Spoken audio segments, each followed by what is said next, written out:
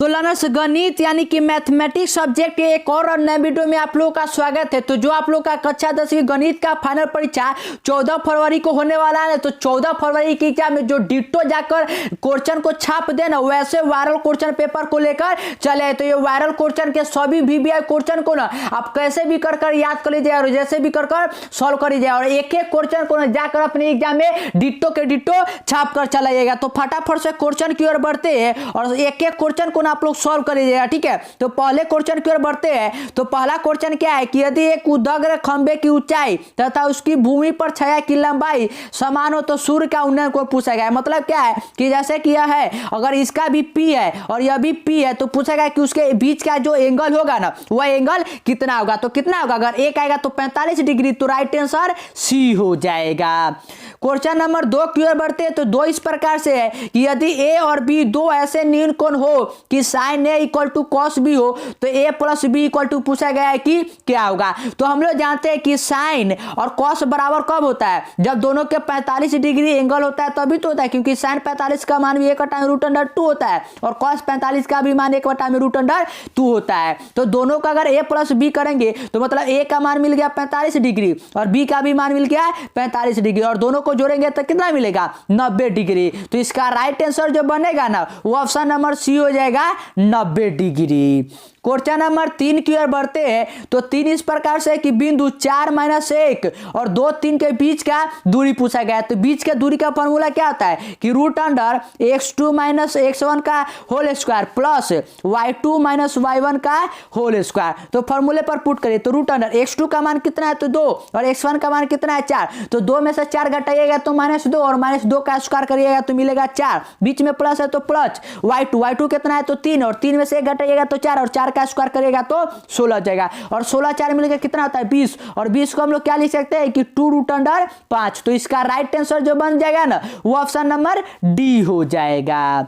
Question number 4 की ओर बढ़ते हैं। तो 4 में क्या है कि दो बेलन की त्रिज्या का अनुपात मतलब R1 बटा में R2 का अनुपात 1 बटा में 2 और ऊंचाई का अनुपात मतलब कि H1 बटा में H2 दिया हुआ आप लोग को 5:3। तो इसका पूछा गया है कि आयतनों का फॉर्मूला। तो आयतन का फॉर्मूला जो 1 बटा में 3 पाई R स्क्वायर H होता है ना उस पर रखकर आप लोग सॉल्व कर लीजिएगा। तो जो इसका अनुपात मिलेगा ना वो मिलेगा 5:12। तो राइट आंसर C हो जाएगा।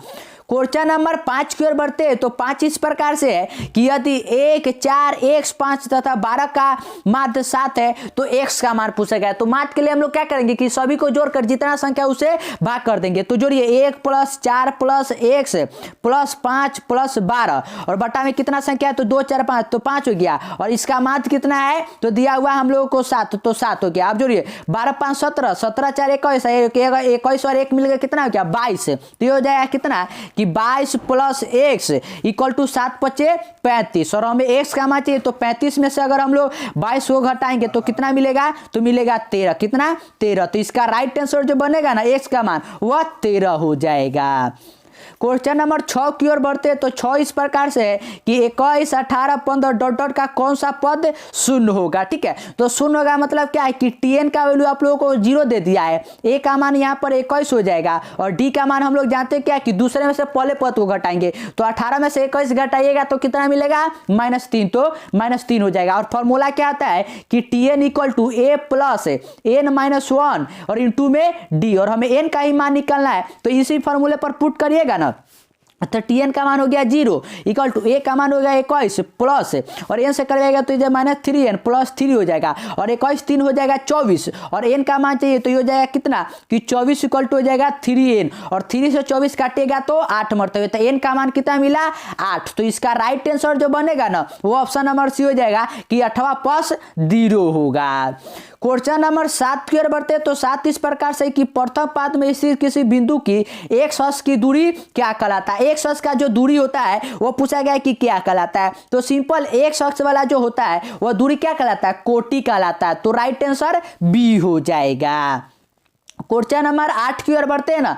तो 8 इस प्रकार से कि बहुपद 2 माइनस एक्स और ब्रैकेट के अंदर x माइनस 1 के शून्यकों का गुणनफल पूछा गया है। मतलब क्या है कि अल्फा इंटू बीटा पूछा गया। तो फॉर्मूला क्या होता है, सी बटा में ए होता है। तो पहले इसको सॉल्व करिए, तो ये जाएगा 2 माइनस एक्स का करवाए तो एक्स स्क्वायर प्लस हो जाएगा एक्स, यहाँ से माइनस कॉमन ले लीजिए तो ये हो जाएगा माइनस कॉमन लेने पर क्या, या फिर इतने पर भी हम लोग क्या कर सकते हैं कि सॉल्व कर सकते हैं कि 2 माइनस एक्स स्क्वायर और ये हो जाएगा प्लस एक्स। तो फॉर्मूला क्या होता है, सी बटा में ए, तो सी का मान यहाँ पर कितना है 2, तो ये हो जाएगा 2 और ए का मान कितना है -1, तो -2, तो -2 जो ना जाएगा वो हम लोग का राइट आंसर हो जाएगा। और राइट आंसर कहाँ है, तो ऑप्शन नंबर ए में है।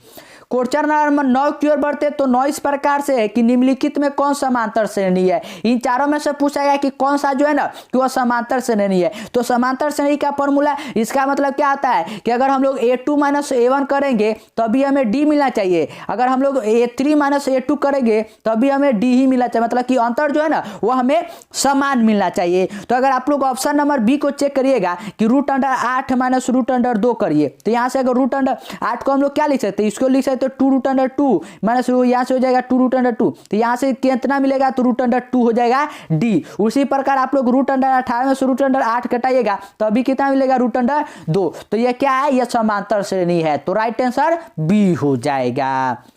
क्वेश्चन नंबर 10 की ओर बढ़ते हैं तो 10 है कि निम्नलिखित में कौन बहुपद नहीं है। इन चारों में से पूछा गया है क्या कि कौन सा जो है ना कि बहुपद नहीं है। तो इसके लिए क्या बताया कि जिसके यहाँ पर अगर आपको रूट दिख जाए वो बहुपद नहीं होता है। तो राइट आंसर ए हो जाएगा क्योंकि यहाँ √3x है। क्वेश्चन नंबर 11 की ओर बढ़ते हैं तो 11 तो बहुत इजी फॉर्मूला है कि यदि किसी समबाहु त्रिभुज का आधार बी एवं बराबर भुजा ए हो तो क्षेत्रफल क्या होगा। क्षेत्रफल का सीधा फॉर्मूला पूछा गया कि फॉर्मूला क्या होता है। तो क्षेत्रफल का उसका फॉर्मूला क्या आता है, किसी भी समद्विबाहु का √3/4 a²। तो राइट आंसर ए हो जाएगा। क्वेश्चन नंबर 12 की ओर बढ़ते हैं तो 12 इस प्रकार से है कि यदि समीकरण x - 2y = 3 और 3x + ky = है तो अद्वितीय हल पूछा गया है। तो अद्वितीय हल कब होता है, जब a1/a2 नॉट इक्वल टू अगर b1/b2 होता है ना, तो अभी क्या होता है कि अद्वितीय हल होता है। तो इसी फॉर्मूले पर अगर हम लोग पुट करेंगे तो a1 का मान कितना 1, a2 का मान कितना है तो यहाँ पर 3, तो 3 नॉट इक्वल टू कितना होना चाहिए, तो b का मान है 2, तो -2 और बटा में हो जाएगा k, तो k हो गया, k से गुना करेगा तो k इक्वल टू हो जाएगा -6, कितना -6। तो अगर k नॉट इक्वल टू 6 होगा ना तो अभी अद्वितीय हल होगा। तो राइट आंसर बी हो जाएगा। क्वेश्चन नंबर 14 की ओर बढ़ते हैं तो 14 इस प्रकार से है कि किसी वृत्त के केंद्र 5 सेंटीमीटर दूर स्थित बिंदु ए से वृत्त पर खींची गई स्पर्शरेखा की लंबाई 4 सेंटीमीटर हो तो वृत्त का त्रिज्या। तो इसका फॉर्मूला क्या होता है कि दोनों का स्क्वायर कर घटा लीजिए। तो 5 का स्क्वायर करेगा तो 25 माइनस 4 का स्क्वायर करेगा तो 16 और 25 में से 16 घटाइएगा तो मिलेगा √9 और √9 किसका वर्गमूल है तो 3 का। तो राइट आंसर सी हो जाएगा 3 सेंटीमीटर। क्वेश्चन नंबर 15 की ओर बढ़ते तो 15 है कि दो पासों को एक साथ उछाला गया, दोनों पासों पर उत्तरी सतह पर एक ही संख्या आने की क्या प्रवृत्ति है। तो दो संख्या को अगर हम लोग उछालेंगे तो हमें क्या प्रवृत्ति मिलेगा, head head head tail tail tail और एक क्या मिलेगा कि टेल हेड। यही तो हमें 4 संभावना मिलता है। तो इसमें दो संख्या क्या है कि दोनों सतहों पर एक ही संख्या, तो एक ही संख्या 2 बार आया है यहाँ पर 2 बार, तो ये क्या हो जाएगा कि 2/4 और 2 से 4 को काटिएगा तो कितने बढ़ते हो जाएगा 1/2। तो इसका राइट आंसर जो बनेगा ना वह क्या हो जाएगा कि 1/2। तो क्या करेगा कि ऊपरी सतह पर एक ही संख्या आने की क्या प्रवृत्ति है, यहाँ पर ना 1/2 होना चाहिए, ठीक है। तो राइट आंसर सी हो जाएगा। क्वेश्चन नंबर 16 की ओर बढ़ते हैं तो 16 है कि tan 49 डिग्री बटा में cot 41 डिग्री का मान पूछा गया। तो सिंपल है, हम लोग tan 49 को ना अगर हम लोग cot में चेंज करेंगे तो ये कितना हो जाएगा cot 41 डिग्री और बटा में भी cot 41 डिग्री, तो दोनों ऊपर नीचे कट गया। तो कितना आंसर आया 1। तो इसका राइट आंसर जो बनेगा ना वो ऑप्शन नंबर सी हो जाएगा। क्वेश्चन नंबर 17 की ओर बढ़ते हैं तो 17 में कि समांतर श्रेणी 2 7 12 17 डॉट डॉट के लिए a 30 माइनस a 20 का मान, जहाँ n जो है ना वह समांतर श्रेणी है, तो यहाँ a का मान कितना है 2 है, d का मान निकालेगा तो 7 में से 2 घटाइएगा तो मिलेगा 5 और इसको सॉल्व करेगा तो a + 30 a 30 है, तो इसका मतलब क्या है कि a + 29 d हो गया माइनस a 20 है, मतलब क्या है कि a माइनस हो जाएगा 19 d। तो a से तो a कट गया यहाँ पर प्लस माइनस और 29 में से 19 घटाइएगा तो कितना मिलेगा तो 10 डी। तो यहां हो गया 10 डी और डी का मान हमने अभी कभी क्या निकाला 5, तो 10 × 5 करिएगा तो कितना मिलेगा 50। तो इसका राइट आंसर जो बनेगा ना वो ऑप्शन नंबर सी हो जाएगा। क्वेश्चन नंबर 18 की ओर बढ़ते हैं तो 18 में क्या कि दुर्घात बहुपद 2x² प्लस 5x माइनस 12 के शून्य। तो शून्य को हम लोग क्या करेंगे कि गुणनखंड विधि द्वारा निकालेंगे। तो 12 दूना कितना होता है 24, 12 दूना 24 और 8 3 24 और 8 में से 3 घटाइएगा तो बीच में 5 मिल जाएगा।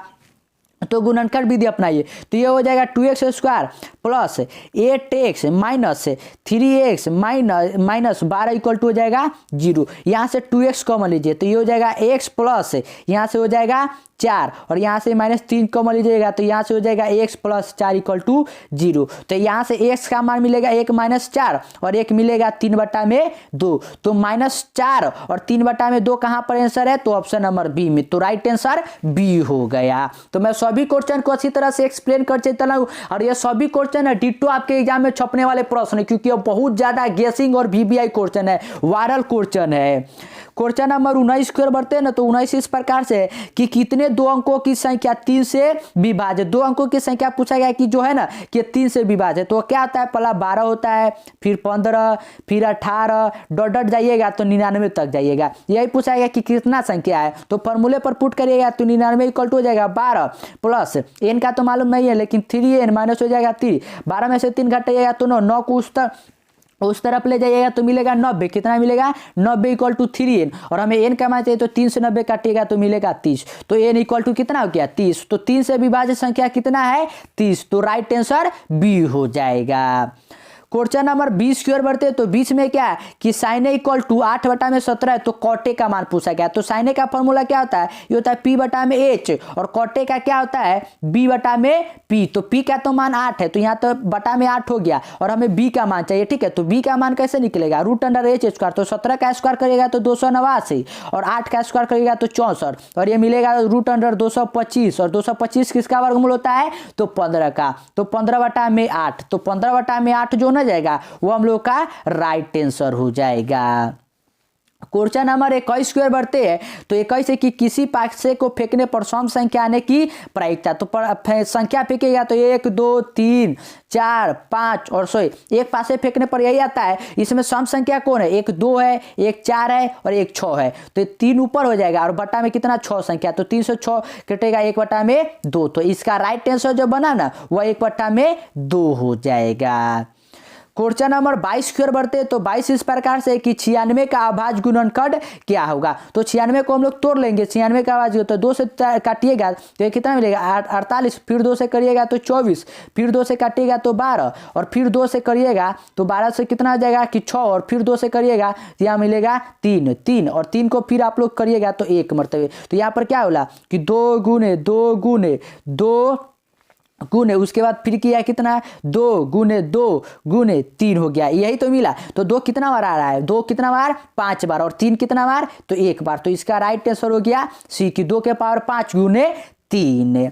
क्वेश्चन नंबर 23 की ओर बढ़ते तो 23 है कि r त्रिज्या के गोले का आयतन पूछा गया कि r त्रिज्या के गोला है ना तो उसका आयतन का फॉर्मूला क्या होगा। तो आयतन का फॉर्मूला तो गोले के त्रिज्या का क्या होता है ये होता है 4/3 पाई r³ और ये कहाँ है तो ऑप्शन नंबर ए में। तो राइट आंसर ए हो गया। क्वेश्चन नंबर 24 की ओर बढ़ते हैं। तो 24 इस प्रकार से है कि 1 - cos² theta plus 1 + cot² theta किसके बराबर। तो 1 - sin² थीटा किसके बराबर होता है तो ये होता है sin² थीटा के बराबर होता है गुने 1 + cot² थीटा किसके बराबर तो ये होता है cos² थीटा के। और cos² को साइन में भेजिएगा तो दोनों ऊपर नीचे कर जाएगा और आंसर कितना मिलेगा 1। तो राइट आंसर डी हो गया। क्वेश्चन नंबर 25 की ओर बढ़ते हैं। तो 25 में क्या कि चित्र में जो यह BC है ना BC वह पैरेलल है D के, इसके पैरेलल है। तो पूछा गया क्या कि AD और AD यानी कि AD इसका अनुपात और AE इसका अनुपात जो है ना वह दिया हुआ AE अनुपात x। तो x का मान पूछा है कि x का मान क्या होगा। तो x का मान क्या निकलेगा x का मान AC निकलेगा। क्या निकलेगा AC। तो राइट आंसर C हो जाएगा। क्वेश्चन नंबर 26 की ओर बढ़ते हैं। तो 26 ट्रिग्नोमेट्री के फॉर्मूले से है कि सेक थीटा इक्वल टू क्या होता है। तो सेक थीटा इक्वल टू क्या होता है 1/cos थीटा। ये तो ट्रिग्नोमेट्री का बेसिक फॉर्मूला है। तो राइट आंसर बी हो जाएगा। क्वेश्चन नंबर 27 की ओर बढ़ते हैं। तो 27 में है क्या कि 3 cos थीटा इक्वल टू 2 है। तो cos थीटा का मान निकलेगा तो ये कितना मिलेगा 2/3 मिल जाएगा। और यहाँ से अगर हम लोग 2 कॉमन लीजिएगा तो ये हो जाएगा कितना कि sec² theta plus tan square theta और माइनस 7 हो जाएगा। इसमें से ना बस इन दोनों में से हमने कॉमन ले लेंगे, ठीक है। उसके बाद cos थीटा का से अगर हम लोग sec थीटा में चेंज कर लेंगे और tan थीटा में, और उसके बाद पुट कर देंगे, तो पुट करने के बाद जो हमें आंसर मिलेगा ना वो मिलेगा 0। कितना? 0। तो राइट आंसर ए हो जाएगा। आप लोग पुट कर लीजिएगा। क्वेश्चन नंबर 28 स्क्वायर बढ़ते तो 28 बहुत सिंपल और बहुत ज़्यादा VBI क्वेश्चन है। इसे तो आप लोग कैसे भी कर याद ही कर लीजिएगा कि किसी घटना ई के घटित होने की प्रायिकता P हो तो निम्नलिखित में कौन सही है। तो हम लोग जानते हैं कि कोई भी घटना जो होता है वह 0 और 1 के बीच में ही होता है। तो इसका राइट आंसर डी हो जाएगा कि 0 जो होता है ना वह जो कोई भी प्रोबेबिलिटी होता है तो वह ग्रेटर देन 0 इक्वल टू होता है और लेस देन इक्वल टू 1 होता है P। क्वेश्चन नंबर 29 स्क्वायर बढ़ते हैं तो 29 है कि बहुपद x square minus 3x minus 3 के शून्यक कौन से है। तो इसको भी गुणनखंड विधि पर तोड़ लीजिएगा तो हो जाएगा 3x plus minus 3 equal to हो जाएगा 0। यहाँ से x कॉमन लीजिएगा तो x माइनस 3 हो जाएगा और यहाँ से प्लस यहाँ से x कॉमन लीजिएगा तो ये हो जाएगा 1। तो x माइनस 3 इक्वल टू 0। तो x का मान कितना मिला? x का तो एक मान मिल गया 3 और एक मिला -1। तो 3 और -1 का है तो ऑप्शन नंबर बी में। तो राइट आंसर बी हो गया। क्वेश्चन नंबर 30 की ओर बढ़ते हैं तो 30 है कि किसी वृत्त की स्पर्श रेखा उसे कितनी बिंदु पर स्पर्श करती है। कोई वृत्त है ना तो उस पर अगर स्पर्श रेखा है तो वह कितना बिंदु पर स्पर्श करता है। तो याद है क्या कि जो स्पर्श रेखा खींचा जाता है ना वह सिर्फ एक ही बिंदु पर स्पर्श करता है। तो राइट आंसर सी हो जाएगा 1। क्वेश्चन नंबर 41 की ओर बढ़ते हैं तो 41 है क्या कि tan 30 degree, sin 30 degree, cot 60 degree और cosec 30 डिग्री का मान क्या होगा। तो इसके लिए आप लोग क्या करेंगे कि बड़ा लंबा चौड़ा सॉल्व करेंगे। tan 30 का मान रखिएगा, sin 30 का, cot 60 का और cosec 60 का। लेकिन हम देखिए कैसे सिंपल में सॉल्व कर देंगे। जो tan 30 डिग्री है इसे हम लोग cot 30 डिग्री लिख सकते हैं 1/में कर ये हो जाएगा 1/में cot 30 डिग्री और sin 30 को sin 30 ही रहने दीजिए गुना cot 60 है तो cot 60 ही रहने दीजिए। और जो यहाँ पर cosec 30 है इसे हम लोग बटा में लाएंगे तो ये क्या हो जाएगा कि 1/में sin 30 डिग्री फॉर्मूले से तो ये कट गया। और cot 30 का मान कितना होता है तो cot 30 डिग्री का मान आप लोग जानते हैं कि √3 होता है और cotec 60 डिग्री का मान कितना होता है तो 1/में √3। तो दोनों गुना हो जाएगा तो कितना मिलेगा 1/3। तो राइट आंसर बी हो गया। क्वेश्चन नंबर 32 की ओर बढ़ते तो 32 है कि एक घन का संपूर्ण पृष्ठीय क्षेत्रफल 216 सेंटीमीटर स्क्वायर है। तो इसका आयतन जो होगा ना तो इसका आयतन कितना होगा। तो इसका आयतन मैं आप लोगों को बता देता हूँ। इसका आयतन होगा 216 सेंटीमीटर क्यूब ही थी। तो राइट आंसर डी हो जाएगा। क्वेश्चन नंबर 33 की ओर बढ़ते हैं तो 33 है कि निम्नलिखित में कौन द्विघात समीकरण नहीं है। द्विघात समीकरण इन चारों में से पूछा गया है कि कौन सा जो है ना वह नहीं है। तो सिंपल है क्या है कि जिसका x का स्क्वायर होता है वही तो द्विघात समीकरण होता है और इसके अलावा कोई भी अदर आता है तो क्या है कि द्विघात समीकरण नहीं होता है। तो अगर आप लोग 33 के अगर आप ऑप्शन नंबर डी को चेक करिएगा ना तो इसमें क्या है कि आप लोग को स्क्वायर में कट जाएगा, ठीक है, और आप लोग को मिलेगा सिंगल में तो ये नहीं होगा। तो राइट आंसर डी हो जाएगा। क्वेश्चन नंबर 34 की ओर बढ़ते तो 34 है कि समान ऊंचाई वाले बेलनों का आयतन का अनुपात 9:16 है तो उनके वक्र पृष्ठ क्षेत्रफलों का अनुपात पूछा गया कि वक्र पृष्ठ के क्षेत्रफलों का अनुपात कितना होगा। तो सिंपल है 9 किसका वर्गमूल होता है तो 3 का और 16 किसका आता है तो 4 का। तो 3:4। तो राइट आंसर ए हो गया।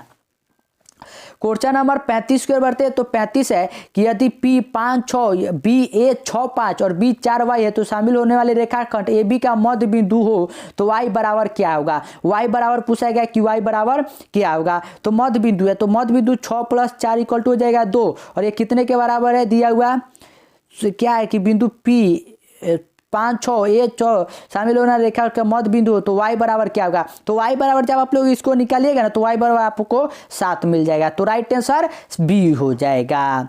क्वेश्चन नंबर 36 की ओर बढ़ते तो 36 है कि 8 सेंटीमीटर त्रिज्या वाले वृत्त के अंतर्गत का क्षेत्रफल क्या होगा। अंतर वर्ग जो होगा ना उसका अंतर वर्ग का क्षेत्रफल क्या होगा। तो इसका क्षेत्रफल 128 सेंटीमीटर स्क्वायर हो जाएगा। तो इसे आप लोग याद ही कर लीजिए।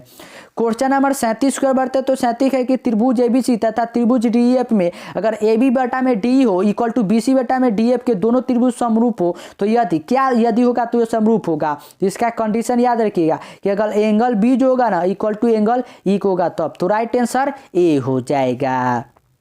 क्वेश्चन नंबर 38 की ओर बढ़ते तो 38 है कि यदि रैखिक समीकरण का युग्म असंगत हो तो उसे निरूपित करने वाली रेखा होगी। उसे निरूपित करने वाली रेखा पूछा गया कि क्या होगा। तो वह क्या होता है तो वह समांतर होता है। तो राइट आंसर ए हो जाएगा।